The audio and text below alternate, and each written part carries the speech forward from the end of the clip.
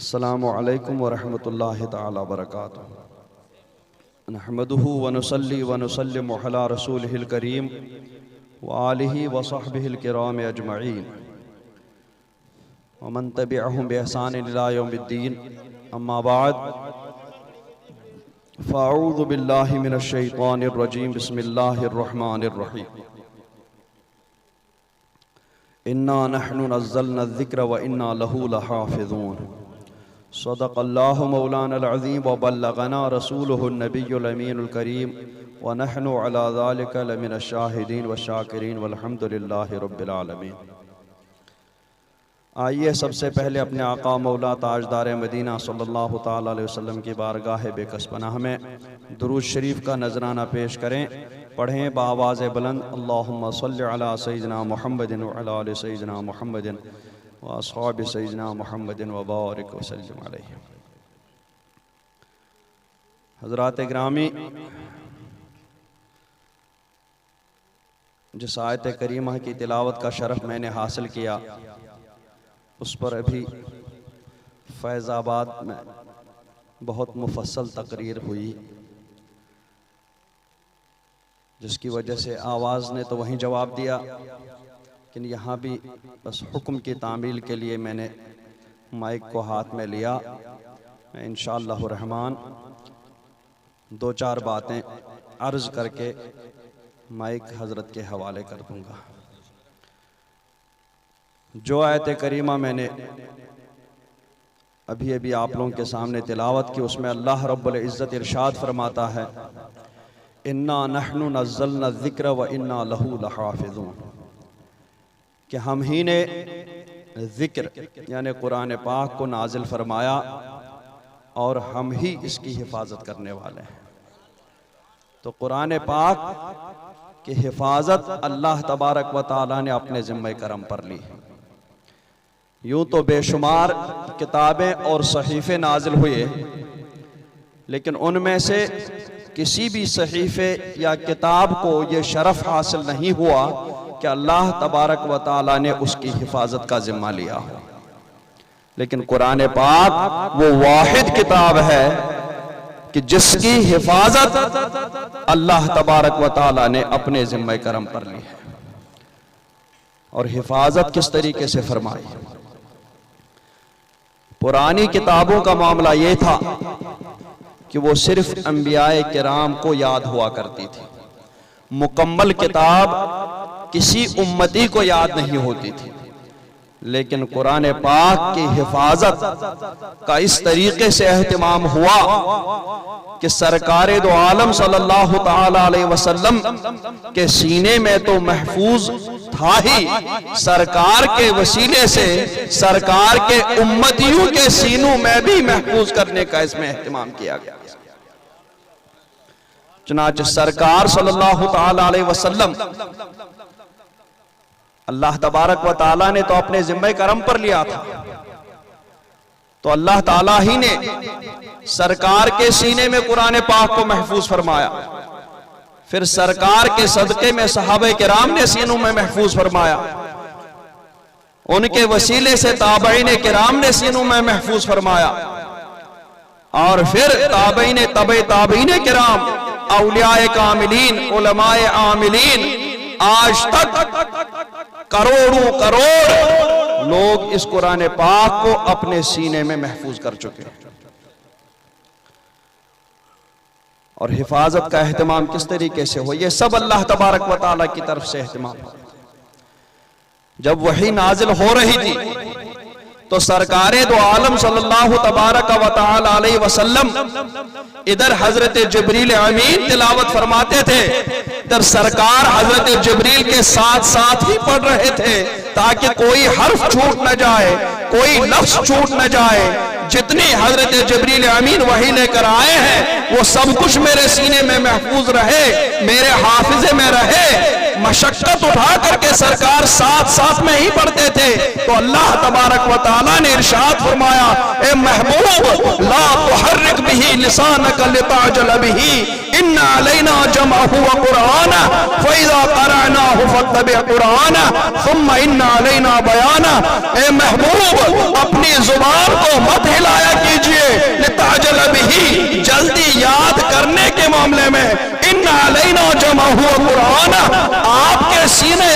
اقدس میں اس کو محفوظ کرنا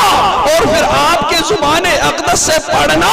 یہ سب کچھ ہمارے ذمہ کرم پر ہے۔ فَإِذَا قَرَأْنَاهُ، جب ہم اس کو پڑھیں، یعنی ہمارے حکم سے حضرت جبریل آپ کے پاس لے کر کے آپ کے سامنے تلاوت فرمائے، فَاتَّبِعْ قُرْآنَ، تو ان کی تلاوت سنتے رہے، ان کی تلاوت کے بعد پھر اپنی زبان اقدس سے اس کا تلاوت کیجئے۔ ثُمَّ إِنَّ عَلَيْنَا بَيَانَهُ، پھر اس کے بعد اس کے معانی اور مفاہیم کو آپ کے دل مبارک میں ڈالنا وہ ہمارے ذمہ کرم پر ہے۔ تو جس طریقے سے سرکار کے دل مبارک میں قرآن پاک کے الفاظ اور عبارات کی حفاظت اپنے ذمہ کرم پر لی ہے، اسی طریقے سے قرآن پاک کے معانی اور مفاہیم کو بھی سرکار کے دل مبارک میں محفوظ کرنا یہ بھی اللہ تبارک و تعالیٰ نے اپنے ذمہ کرم پر لے لیا تھا۔ اس طریقے سے حفاظت کا اہتمام ہوا۔ پھر سرکار کے دل مبارک میں وہ وحی اتنا زبردست بارے غراں ہوتا تھا کہ اگر سرکار دو عالم صلی اللہ تعالی علیہ وسلم اونٹنی پر تشریف فرما ہوتے تو اونٹنی بھی بیٹھ جاتی تھی۔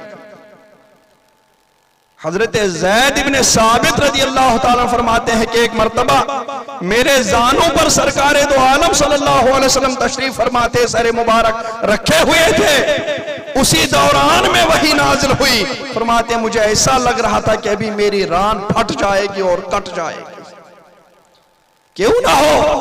اللہ تبارک و تعالیٰ فرماتا ہے لو انزلنا هذا القرآن على جبل، اگر ہم اس قرآن کو پہاڑ پر نازل فرماتے لرأيته خاشعا متصدعا من خشية اللہ، تو اللہ کے خشیت سے، اللہ کے خوف سے وہ پہاڑ بھی ریزہ ریزہ ہو جاتا اور اس قرآن کا بوجھ سہ نہیں پاتا۔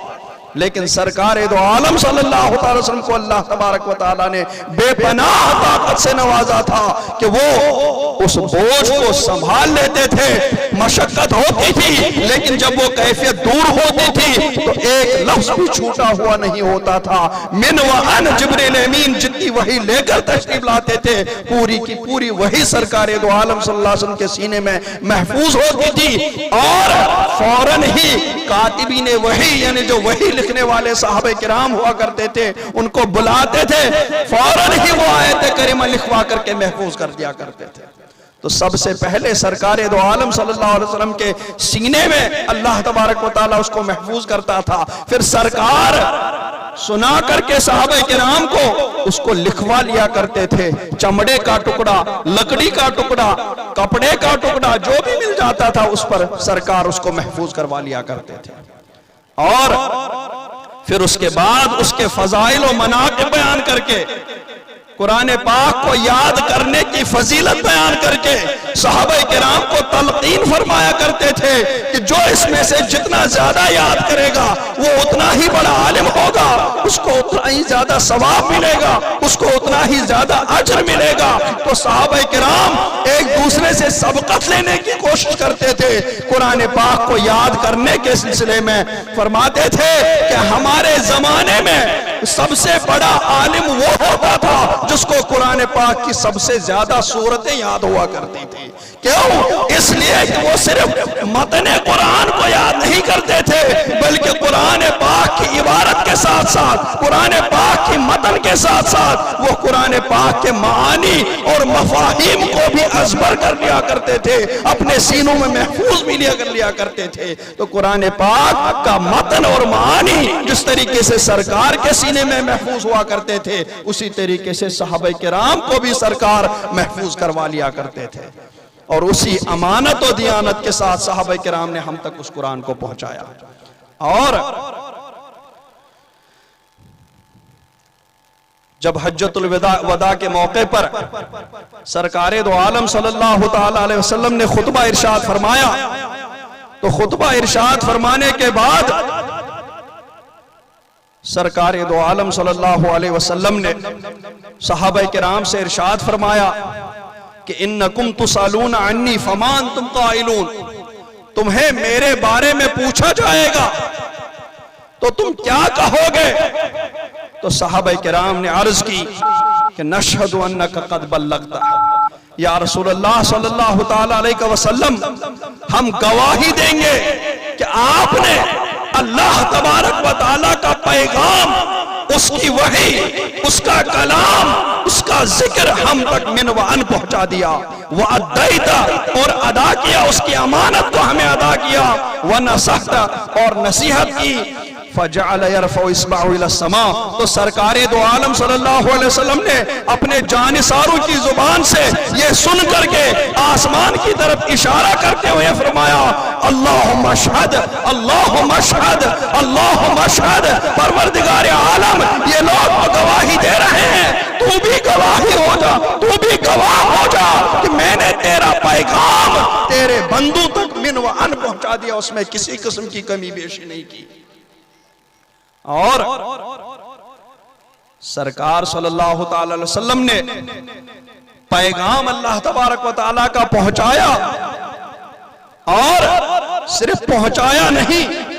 صحابہ کرام سے تصدیق بھی کروائی کہ میں نے پہنچایا، صحابہ کرام نے تصدیق بھی کی۔ تو گویا اس وقت آیت کریمہ نازل ہوئی کہ الیوم اکملت لکم دینکم، آج میں نے تمہارے لیے تمہارا دین مکمل کیا، وَأَتْمَمْتُ عَلَيْكُمْ نِعْمَتِي اور تمہارے اوپر اپنی نعمت تمام کر دی ہے۔ تو اس وقت دین کو اللہ تبارک و تعالیٰ نے کامل فرمایا، نعمتوں کو تمام فرمایا۔ کامل اس لیے فرمایا کہ کمال میں کسی قسم کی کمی بیشی کا احتمال ہی نہیں رہتا، ایک کمال ہے ایک تمام ہے۔ تو کمال تو اس لیے ہوا کہ اب اس دین میں جب کامل ہوا، اب اس میں کسی قسم کی کمی بیشی کا کوئی احتمال ہی باقی نہیں رہے گا، اور نعمتوں کے لیے تمام فرمایا وَأَتْمَمْتُ عَلَيْكُمْ نِعْمَتِي،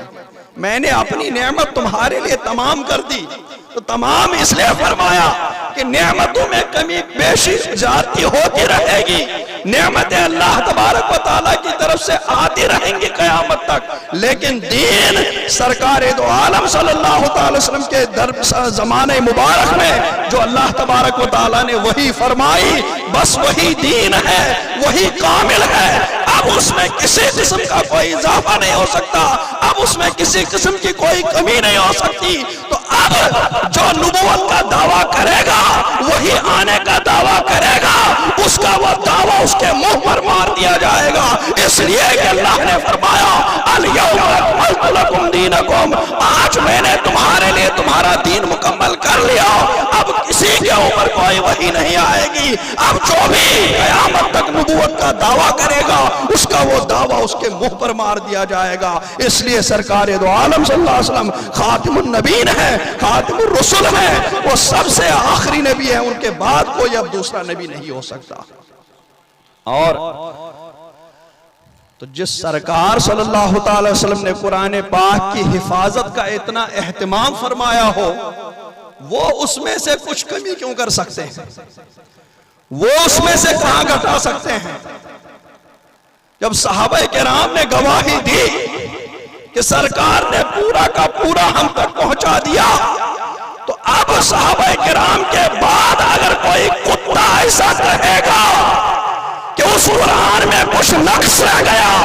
اس قرآن میں کچھ کمی کی گئی، تو اس کتے کی یہ بات اس کے منہ پر مار دی جائے گی، اس خنزیر کی یہ دعویٰ اس کے منہ پر مار دیا جائے گا۔ ایسا کوئی بھی دعویٰ قابل قبول نہیں ہوگا۔ حضرت عائشہ رضی اللہ تبارک و تعالیٰ عنہ فرماتی ہیں کہ اگر سرکار دو عالم صلی اللہ تعالی وسلم قرآن پاک میں سے کچھ بھی چھپاتے، قرآن پاک میں سے اگر سرکار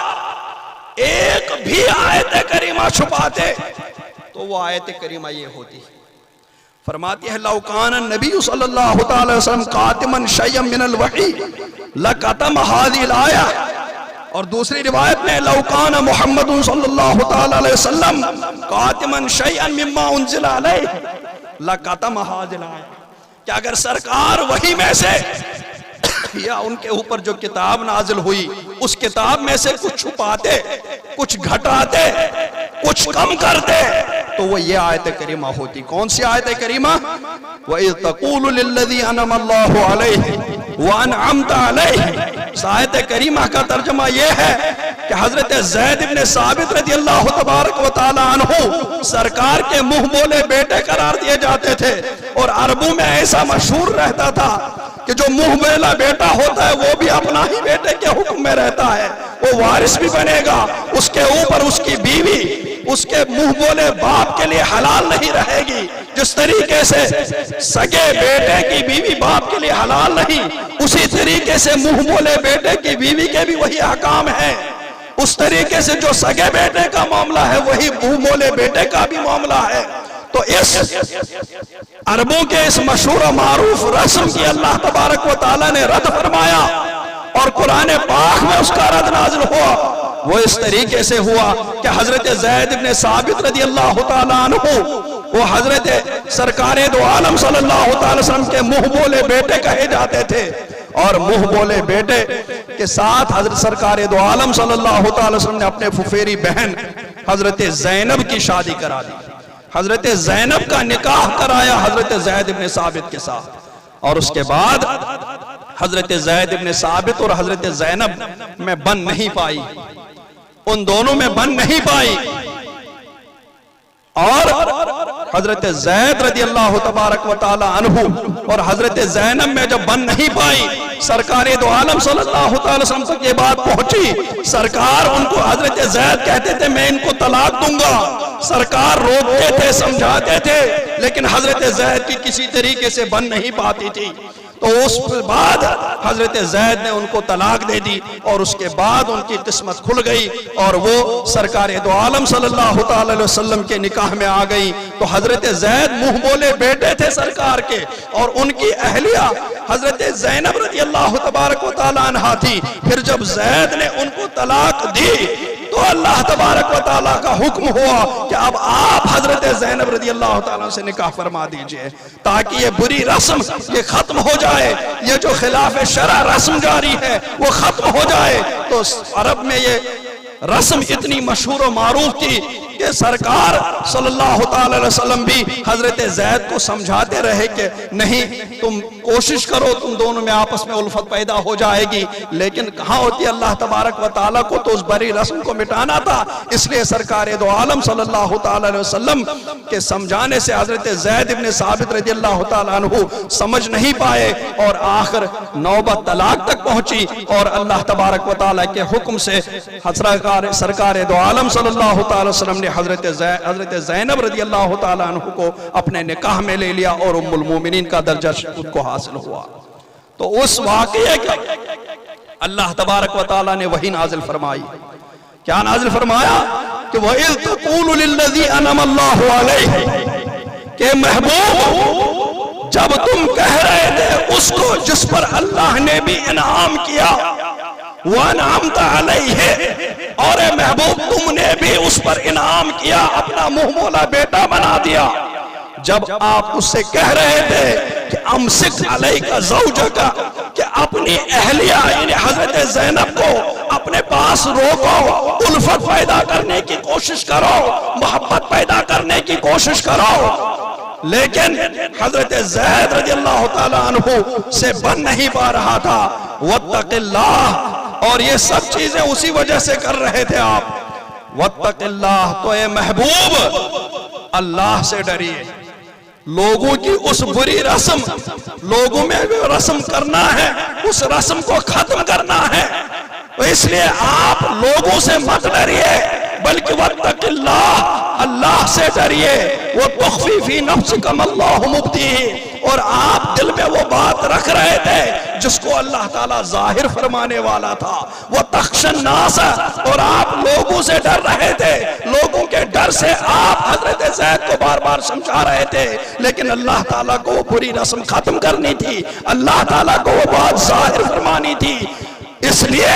کوئی فائدہ نہیں ہوا. واللہ احق ان تخشاہ اور اے محبوب اللہ تعالیٰ زیادہ حقدار ہے اس سے کہ تم اس سے ڈرو. تو یہ واقعہ اللہ تبارک و تعالیٰ نے قرآن پاک میں بیان فرمایا. حضرت عائشہ رضی اللہ تعالیٰ عنہ فرماتی ہیں کہ اگر سرکار قرآن پاک میں سے کچھ گھٹا دے، اگر سرکار قرآن پاک کی کسی آیت کو کم کر دے، اگر سرکار قرآن پاک کی کسی آیت کو چھپا دے، تو وہ آیت کریمہ وہ یہی آیت کریمہ ہوتی جس میں اللہ تبارک و تعالیٰ نے سرکار کو معاتبہ فرمایا، ایک قسم کی ناراضگی دکھائی، ایک قسم کی ناراضگی کا اظہار فرمایا۔ تو اگر سرکار کو چھپا دے تو صرف اور صرف یہی آیت کریمہ چھپاتے، لیکن سرکار نے اس کو بھی نہیں چھپایا، بلکہ دوسری آیت کریمہ کی طرح اس آیت کریمہ کو بھی اپنے دل میں بھی محفوظ کیا اور صحابہ کرام سے بھی لکھوایا، صحابہ کرام سے بھی محفوظ کروایا، اور صحابہ کرام نے اپنے سینوں میں اس آیت کریمہ کو محفوظ کیا۔ اور آج تک جہاں قرآن پاک میں سرکار کے بے شمار فضائل و کمالات والی آیتیں ہیں، وہاں اس آیت کو بھی انتہائی امانت داری اور دیانت داری کے ساتھ سرکار کے صحابہ کرام نے ہم تک پہنچایا ہے۔ لہذا اب اگر کوئی نقص کا دعویٰ کرے گا تو اس کا دعویٰ ہرگز قابل قبول نہیں ہوگا۔ جب سرکار نے نہیں چھپائی، سرکار نے کسی آیت کو کم نہیں کیا، صحابہ کرام نے کسی آیت کو نہیں گھٹایا، تابعین کرام نے کسی آیت کو نہیں گھٹایا، تابعین کرام نے کسی آیت کو نہیں گھٹایا، اولیاء کاملین نے کسی آیت کو نہیں گھٹایا، علماء کرام نے کسی آیت کو نہیں گھٹایا، بلکہ ان سب نے قرآن پاک کی ایک ایک آیت اور ایک ایک حرف کی حفاظت کا اہتمام فرمایا۔ تو اب وہ کون لوگ ہیں جو قرآن پاک میں سے کچھ گھٹا بڑھا سکتے ہیں؟ وہ یہی ہے جو یہ دعویٰ کر رہے ہیں، وہ یہی رافضی خارجی ہے جو قرآن پاک میں کسی قسم کی کمی کا دعویٰ کرتے ہیں۔ وہ انہی کے لوگ ہوں گے جو یہودیوں کی طرح جس طریقے سے وہ تورات میں اپنی طبیعت کے مطابق آیتوں کو لوگوں کے سامنے بیان کرتے تھے اور اپنی طبیعت کے خلاف آیتوں کو لوگوں سے چھپاتے تھے، اسی طریقے سے دعویٰ کرنے والے ہی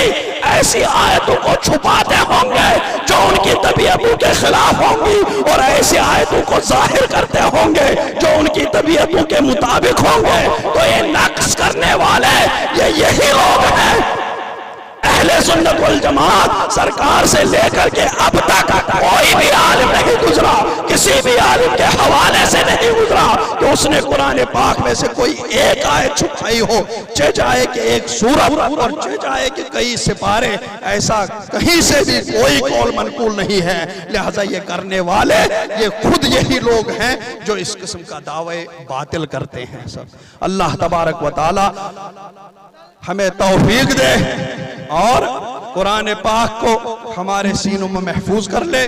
ان سب باتوں کا یہی توڑ ہے کہ جس طریقے سے بزرگوں نے خود اپنے اولاد کو، اپنے شاگردوں کو قرآن پاک حفظ کرنے کی اور اس کے بعد قرآن پاک کا ترجمہ معانی محفوظ کرنے کی طرف متوجہ کیا اور بے شمار شاگردوں کے دلوں میں قرآن پاک کو محفوظ کیا، وہ ہم تک پہنچا، تو ہمارا بھی فرض بنتا ہے کہ ہم خود بھی قرآن پاک کو بھرپور توجہ کے ساتھ پڑھیں، اس کو اپنے سینوں میں محفوظ کریں، تاکہ جس دیانت اور امانت کے ساتھ لوگوں نے ہم تک قرآن پاک پہنچایا ہے، ہم بھی اسی امانت داری اور دیانت داری کے ساتھ اس قرآن پاک کی حفاظت کا اہتمام کر کے اسے آگے بڑھائیں، تاکہ ہم جس طریقے سے ان محافظین قرآن کو یاد کرتے ہیں تو ہمارے بعد آنے والے لوگ بھی ہمیں بھی محافظین قرآن کے نام سے یاد کریں گے، اور اللہ تبارک و تعالی ہمیں بھی ان محافظین قرآن کی صف میں شامل فرمائے۔ ورنہ یہ تو اللہ تبارک و تعالیٰ نے جب خود ہی اپنے ذمہ کرم پر لیا ہے تو چاہے ہم کریں یا نہ کریں قرآن بہرحال محفوظ رہے گا، لیکن یہ ہے کہ اللہ تبارک و تعالیٰ کا ہم پر کرم ہے کہ وسیلہ حفاظت کرنے کا ہمیں بنایا ہے۔ لہذا اللہ تبارک و تعالیٰ ہمیں قرآن کی حفاظت کرنے کی توفیق رفیق عطا فرمائے۔ وصلی اللہ تعالیٰ علی خیر خلقہ محمد وعلی آلہ وصحبہ اجمعین برحمتک یا ارحم الراحمین۔